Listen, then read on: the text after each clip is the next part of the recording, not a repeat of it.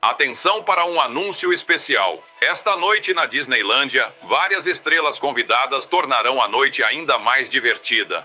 Todos vocês estão cordialmente convidados a se juntar à diversão na Disneylândia depois que escurecer. Boa noite, senhor Disney e crianças. 1961 marcou o primeiro homem no espaço, a maior disputa de home runs da história e a invasão da Baía dos Porcos. 2 de 3 não está ruim. Em 1962, surgiram a Casa dos Sonhos da Barbie, Balas Lemonhead e Jackie Kennedy, impactando a moda com seus trajes na visita à Índia. Enquanto Martin Luther King ampliava a luta pelos direitos civis, os Estados Unidos aumentavam sua atuação na Guerra do Vietnã. Gregory Peck ensinou ao mundo uma lição que nada tinha a ver com matar tordos. O Estado não apresentou uma única prova médica de que o crime do qual Tom Robinson foi acusado realmente aconteceu. Vamos levar você pelas notícias, cultura, esportes, entretenimento e tudo o que foi estranho em 1962, porque este é o Timeline.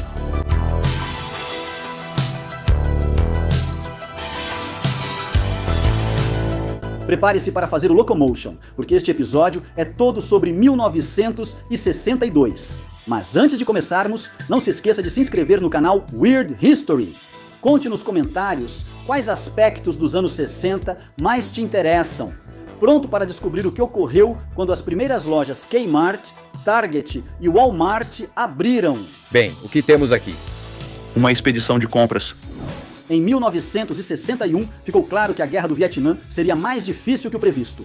O chefe de operações navais, almirante Arleigh Burke, solicitou a criação de unidades de guerrilha e contra-guerrilha preparadas para atuar pelo mar, ar ou terra. Essa unidade, que depois se tornaria a principal força de operações especiais da Marinha, foi os Navy SEALs, fundada em 1º de janeiro de 1962.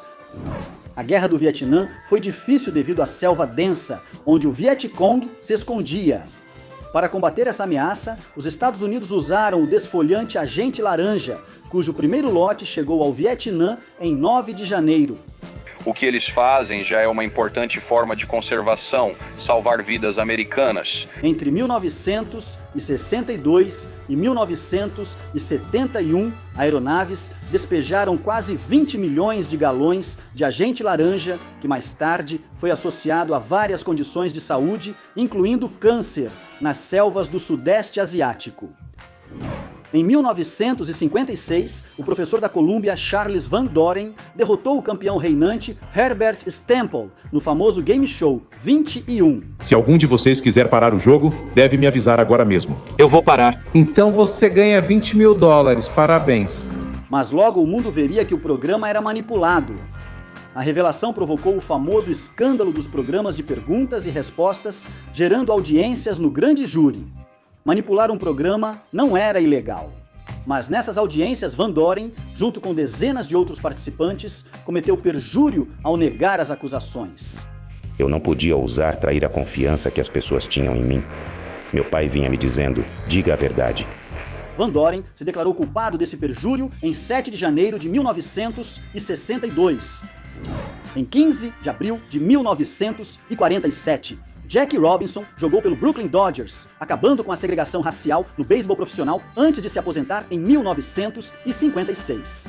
Ele teria uma carreira única, vencendo o prêmio de novato do ano, sendo escolhido para o All-Star por 6 temporadas seguidas e se tornando o primeiro afro-americano a ser MVP. Ele também se tornaria o primeiro afro-americano a ser eleito para o Hall da Fama do beisebol em 24 de janeiro de 1962. Ser eleito para o Hall da Fama é algo muito importante. As contribuições de Jackie Robinson para o esporte e a cultura americana foram tão incríveis que pareciam insuficientes. Em 15 de abril de 1997, a Liga Principal de Beisebol concedeu-lhe a maior honra ao aposentar permanentemente o número 42 para todas as equipes. O maior tributo que podemos prestar a Jackie Robinson é conquistar um novo apoio para uma sociedade mais justa.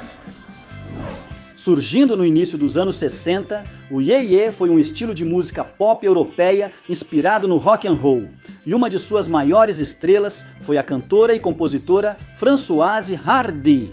A cantora nascida em Paris, que foi elogiada por nomes como Bob Dylan e Mick Jagger, se destacou em 1962 com seu sucesso Tous les garçons et les filles, ou Todos os meninos e meninas.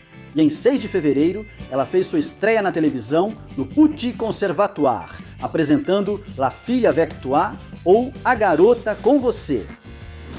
Diante das crescentes hostilidades, os Estados Unidos impuseram embargo comercial a Cuba em 7 de fevereiro. Isso é uma exigência de uma posição de força dos Estados Unidos. E nós não cedemos a essa posição de força. O embargo, que interrompeu quase todas as importações e exportações entre as duas nações, teve efeitos econômicos devastadores, forçando Fidel Castro a depender mais da ajuda soviética para manter Cuba. O embargo, símbolo das hostilidades entre americanos e cubanos nos anos 1960, ainda está em vigor. Em 1960, a União Soviética derrubou um avião espião americano U-2 e capturou seu piloto, Francis Gary Powers. Graças a uma troca de prisioneiros, Powers voltou para casa em 10 de fevereiro de 1962. Em troca, os soviéticos receberam o coronel Rudolf Abel, espião sênior da KGB, capturado pelos Estados Unidos anos antes. Ambos foram levados para lados opostos de uma ponte entre Berlim Oriental e Ocidental. Quando os negociadores autorizaram, ambos cruzaram para a liberdade às 8h52 em Berlim. O McDonald's é famoso pelos hambúrgueres, mas Lou Groen, franqueado de Ohio, tinha dificuldade em vendê-los às sextas-feiras, porque esse era o dia em que sua clientela, em sua maioria católica, se abstinha de comer carne. Depois de perceber que esses clientes iam a um restaurante concorrente às sextas-feiras para comer sanduíches de peixe, ele criou sua própria versão e a chamou de Filet o Fish. Esse sanduíche, lançado em 13 de fevereiro, fez tanto sucesso que virou item fixo no cardápio de todos os McDonald's. Este episódio de Timeline é apresentado por... Gosto de fazer o que meninos e meninas gostam. Especialmente quando se trata de comer aqueles deliciosos hambúrgueres do McDonald's. Uma bandeja mágica aqui me mantém bem abastecido com hambúrgueres do McDonald's, batatas fritas e milkshake. Me assista na TV, nós vamos nos divertir muito. A McDonald's drive-in restaurant is his favorite place in town. Eu só acho que tudo na Casa Branca deveria ser o melhor. Você faz toda a reforma desses móveis antigos aqui? Na maioria das vezes, fazemos de forma mais rápida e prática. É empolgante ver as coisas crescendo diariamente. Quando Yuri Gagarin se tornou o primeiro ser humano no espaço em 1961, ele fez uma órbita ao redor da Terra. Quando os Estados Unidos lançaram as 2 primeiras missões Mercury, foram apenas suborbitais. Em 20 de fevereiro, o astronauta John Glenn alcançou os russos ao orbitar a Terra 3 vezes na espaçonave Friendship 7. Em 2 de março, o astro da NBA Wilt Chamberlain estabeleceu um dos recordes mais impressionantes da história do esporte ao marcar 100 pontos em um único jogo.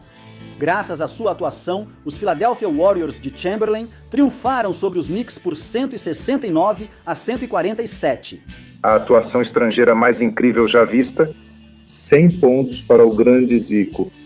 O jogo não foi televisionado e não há filmagens conhecidas de Chamberlain estabelecendo o recorde, que ainda permanece. Um 4 da Terra para o nosso planeta. Senhor Chambers, não entre na nave. O resto do livro serve aos homens. É um livro de receitas. Por favor, Sr. Chambers, coma. Não queremos que o senhor perca peso. Você ainda está na Terra ou na nave comigo. Mas não importa, pois cedo ou tarde todos acabaríamos no cardápio. Embora houvesse evidências ligando o cigarro ao câncer de pulmão, antes de 1962, essa ligação não era amplamente conhecida. Mas isso mudou em 7 de março, quando o Colégio Real de Médicos emitiu um relatório chamado Fumo e Saúde. Esse relatório convenceu o público e políticos sobre os perigos de um vício antes considerado inofensivo. Em 1948, Glenn Bell abriu uma barraca de cachorro-quente chamada Bell's Drive-In em Downey, Califórnia. Com o tempo, ele se irritou ao ver filas longas no restaurante mexicano Mitla Café, do outro lado da rua. Ele pediu aos donos do restaurante que o ensinassem a fazer tacos e logo abriu uma barraca para competir com eles. Essa barraca fez tanto sucesso que Bell fundou um restaurante em 21 de março de 1962, um restaurante chamado Taco Bell. Walter Cronkite ganhou fama como repórter na Segunda Guerra Mundial. Na década de 1950, ele entrou para a CBS News, atuando como âncora de um breve telejornal aos domingos à noite e liderando a cobertura das eleições presidenciais de 1952 e 1956. Então, em 16 de abril de 1962, ele assumiu como âncora do CBS Evening News. Boa noite, direto da sede da CBS News em Nova York. Ele ocuparia essa posição até 1981, ganhando o apelido de o homem mais confiável da América. E é assim que as coisas são. Boa noite. Se você estivesse no Gerdes Folk City Music, no West Village de Nova York, na noite de 16 de abril, teria visto a história sendo feita. Naquela noite, Bob Dylan subiu ao palco para testar uma nova música chamada Blowing in the Wind. A versão dele da música não entrou nas paradas como single, mas virou uma das músicas de protesto mais icônicas da época. Esse é o meu bife Valance. Você ouviu ele, cara? Levanta. Pilgrim, segura aí. Eu disse você, Valance. 3 contra 1, dona. Meu garoto Pompeu. Por que não pega um bife novo por minha conta? Em 26 de abril, a sonda Ranger 4 chegou à Lua, tornando-se a primeira espaçonave dos Estados Unidos a pousar em outro corpo celeste. E a primeira espaçonave a alcançar o lado oculto da Lua. Infelizmente, esse não era o plano. A Ranger 4 foi criada para enviar fotos da superfície lunar antes de colidir com o lado visível da Lua. Por uma falha no computador, ela atingiu o lado oculto antes de enviar qualquer informação. A festa de 45 anos do presidente Kennedy ocorreu no Madison Square Garden em 19 de maio e também arrecadou fundos para o Partido Democrata. Os democratas estão pagando até $1.000 por ingresso para o evento, na esperança de quitar o déficit do partido e encher o caixa para as próximas disputas. O auge da noite foi quando Marilyn Monroe cantou Parabéns para você para Kennedy, trocando o nome por Senhor Presidente.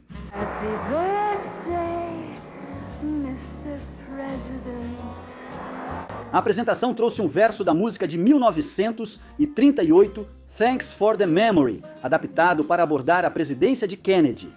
Quando Marilyn cantou Parabéns para você, Senhor Presidente, ela usava um vestido agora icônico, desenhado pelo figurinista Bob Mackie e feito pelo estilista Jean Louis. Esse vestido reapareceria em 2022, usado de forma polêmica por Kim Kardashian no Met Gala. Eu acho que o que torna Marilyn tão especial é que ela foi a primeira a se vestir assim. Foi tão chocante nos anos 60. Levando o estilista Mackie a dizer, eu achei que foi um grande erro. Marilyn era uma deusa, aquele vestido foi feito só para ela e ninguém mais deveria usá-lo. No dia 5 de junho, o espetacular Homem-Aranha fez sua estreia na 15ª edição da Amazing Fantasy, criado por Stan Lee e pelo artista Steve Ditko. A história apresentou Peter Parker e sua origem como super-herói, sendo um dos poucos quadrinhos sobre um adolescente herói que não era ajudante. Foi um sucesso imediato. O mais incrível é que o Homem-Aranha foi só um dos sucessos da Marvel naquele ano, que também lançou Hulk e Thor. Localizada em uma ilha cercada pelas correntes frias e poderosas da Baía de São Francisco, a prisão de Alcatraz era considerada impossível de escapar. Mas no dia 13 de junho, os prisioneiros Frank Morris e John e Clarence Anglin conseguiram o impossível ao fugir da ilha. Eles criaram bonecos de gesso com cabelos de cerdas de pincel para ocupar seus lugares durante a inspeção das celas, enquanto tapavam o buraco de fuga com uma grade de papelão. Não se sabe até onde eles chegaram. As autoridades concluíram que se afogaram, mas evidências posteriores sugerem que o trio pode ter sobrevivido. A fuga deles e o alto custo de operar a instalação antiga levaram ao seu fechamento em 1963. No mesmo dia, um estudante de 18 anos da Modesto California High School, aspirante a piloto de corridas. George Lucas dirigia seu Bianchi Bianchina turbinado quando um colega de classe tentou ultrapassá-lo em alta velocidade. Sem perceber, Lucas virou e foi atingido de lado. O carro dele capotou várias vezes antes de atingir uma árvore, e quando os paramédicos chegaram, ele estava sem pulso nem respiração. A recuperação dele levaria meses. Isso me deu uma nova perspectiva sobre a vida. Agora, estou vivendo um tempo extra antes de fazer o que quiser, então vamos aproveitar. Se isso não tivesse ocorrido, Star Wars não existiria. Em 14 de junho, Anna Elsa Slessers, da rua Gainsborough, em Boston, se tornaria a primeira vítima do estrangulador de Boston. Depois de fazer mais 12 vítimas, Albert DeSalvo, de 31 anos, seria identificado como o assassino, mas nunca processado pelos crimes do estrangulador de Boston. DeSalvo foi processado por agressões conhecidas como ataques do Homem da Régua, ou Homem Verde. Condenado, morreu na prisão em 1973. Quanto você quer, Kitty? Como é que é? Você me ouviu? Demora para entender no aconselhamento. Quanto você acha que valem 8 anos perdidos? Acha que um tribunal atribuiria valor a isso? Foque no assunto. Quanto? Isso é simples demais. Gosto de atribuir valores às coisas. Como o valor de 8 anos, o valor de uma família. Em 1951, o Conselho de Regentes de Nova York autorizou as escolas públicas a começarem o dia com uma breve oração não denominacional. Em 1958, os pais de 5 alunos contestaram a constitucionalidade dessa oração, alegando que ela violava a cláusula de estabelecimento da Constituição dos Estados Unidos que garante a separação entre igreja e Estado. Esse caso, Engel contra Vitale, foi decidido pela Suprema Corte em 25 de junho de 1962, em uma decisão que determinou: obrigar crianças a recitar oração escrita pelo governo violava a primeira emenda. Neste caso, temos um remédio muito simples, que é orarmos nós mesmos. Em 1962, Sam e Bud Walton já eram experientes no varejo, vendendo produtos a preços menores que os concorrentes. Isso significava uma margem de lucro menor, mas os irmãos compensavam a diferença com vendas adicionais. Essa estratégia se tornaria então a pedra angular do novo negócio deles, o Walmart Discount City. A primeira loja foi inaugurada em Rogers, Arkansas, em 2 de julho, e apesar de não ter sido um sucesso imediato, a rede que começou ali é hoje a maior empresa do mundo em receita. Em 9 de julho, o pouco conhecido Andy Warhol fez sua primeira exposição solo em Los Angeles. Ele exibiu 32 obras e, para surpresa dos presentes, todas retratavam latas de sopa Campbell. A obra de Warhol era um comentário sobre o consumismo, ajudando a dar início ao movimento da pop art. Embora as latas de sopa não tenham tido impacto imediato, hoje são vistas como obras icônicas do século XX. Em 1985, computadores começavam a ser comuns nos lares americanos, e para divulgar seu novo modelo, a Commodore enviou um Amiga para Andy Warhol. Warhol criou pinturas digitais no computador, incluindo uma de suas latas de sopa famosas. Essas obras logo foram esquecidas e os discos tornaram-se obsoletos. Em 2014, técnicos da Universidade Carnegie Mellon recuperaram os dados, restaurando as obras digitais perdidas de Warhol para o mundo. Em maio de 1962, o guitarrista Brian Jones anunciou a busca por músicos para formar uma banda. Ele se juntou rapidamente ao pianista Ian Stewart e logo foi acompanhado por membros de sua antiga banda, Blues Incorporated, incluindo Mick Jagger e Keith Richards, depois de adicionar o baixista Dick Taylor e o baterista Tony Chapman. Jones batizaria a banda como The Rolling Stones, que faria seu primeiro show com esse nome em 12 de julho. Minha conclusão é que a morte de Marilyn Monroe foi causada por uma overdose auto-administrada de sedativos e que a causa da morte provavelmente foi suicídio. Na noite de 4 de agosto, Marilyn Monroe morreu de overdose de barbitúricos em casa, em Los Angeles, aos 36 anos.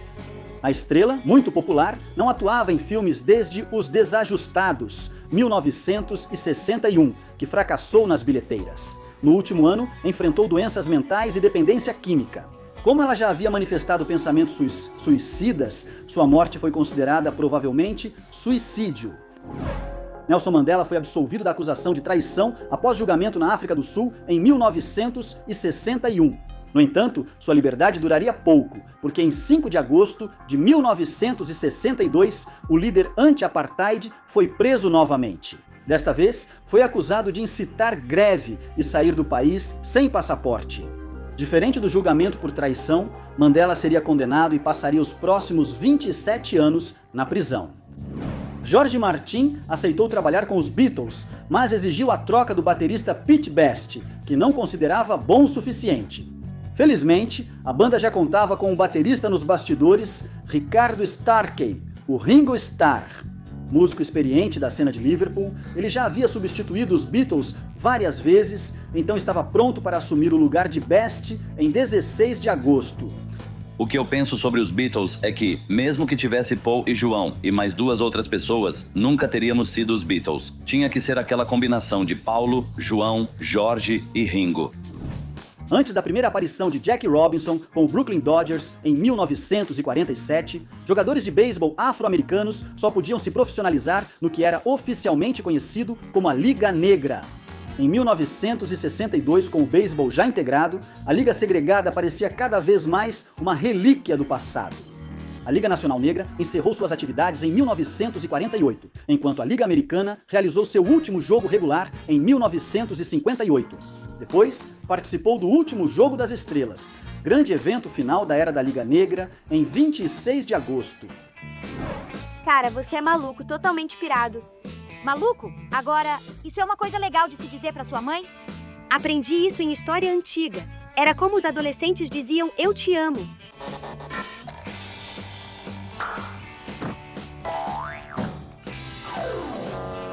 Eu odeio essa coisa. Em 1956, Floyd Patterson tornou-se o mais jovem campeão mundial de boxe peso pesado. Ele perdeu esse título em 1959, mas rapidamente o reconquistou, tornando-se o primeiro boxeador a vencer o cinturão 2 vezes. Enquanto isso, Sonny Liston ganhava fama assustadora ao nocautear quase todos os adversários. Ignorando o conselho do empresário e do presidente Kennedy, Patterson decidiu dar a Liston uma chance pelo título em 25 de setembro. Ele deveria ter ouvido. Liston o nocauteou com 2 minutos do primeiro round. Este episódio de Timeline é apresentado por... Se você já foi dormir resfriado, a empresa Vicks tem uma grande novidade para você. Um novo medicamento noturno para resfriado chamado NyQuil alivia os principais sintomas do resfriado, como coriza, espirros e congestão nasal. Para ajudar você a ter uma boa noite de sono, NyQuil, o medicamento noturno para resfriado mais exclusivo já desenvolvido pela Vicks. Preocupada com os impactos ambientais dos pesticidas sintéticos, a conservacionista Rachel Carson escreveu Primavera Silenciosa. Lançado em 27 de setembro, sua publicação irritou empresas químicas e alertou o público sobre perigos pouco conhecidos. Se não controlarmos melhor esses produtos químicos, caminhamos para um desastre. Hoje, Primavera Silenciosa, que resultou na proibição do pesticida DDT, é amplamente reconhecido como o pontapé inicial do nascente movimento ambientalista.